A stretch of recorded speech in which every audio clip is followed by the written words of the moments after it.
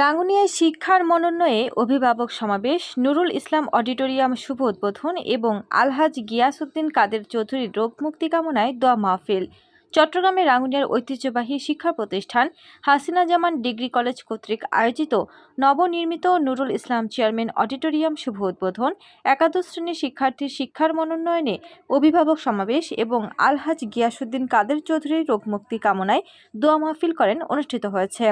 সোমবার ২৬ মে সকালে কলেজের অডিটোরিয়াম হলরুমে গভর্নিং বডির সভাপতি প্রকৌশলী নাসির উদ্দিন নসু এর সভাপতিত্বে অনুষ্ঠিত হয়। স্বাগত বক্তব্য রাখেন হাসিনা জামান ডিগ্রি কলেজের ভারপ্রাপ্ত অধ্যক্ষ আজম শামসুদ্দিন। অনুষ্ঠানে বিশেষ অতিথি ছিলেন চট্টগ্রাম উত্তর জেলা যুবদলের সহ সভাপতি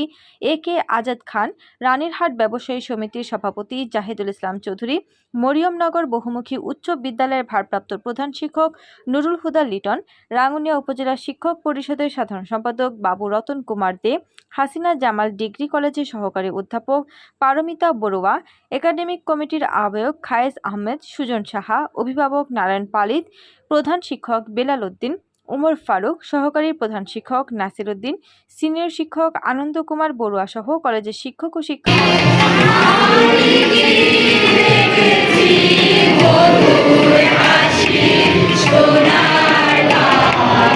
হয়েছেন সময় তাদেরকে তাদের দোষ দিলেন না। যারা অপেক্ষাকৃত কম মেধাবী তাদেরকে নিয়ে দোষ দিতে হবে, এটা কথা বলে।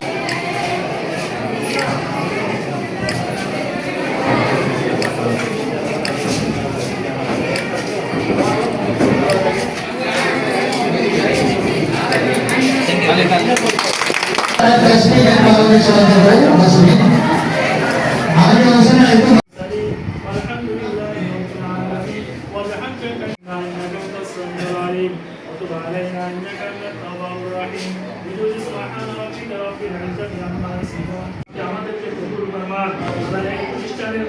সহযোগিতা যারা করে তাদেরকে কবুল ফরমান আল্লাহ এই কলেজের সভাপতিকে কবুল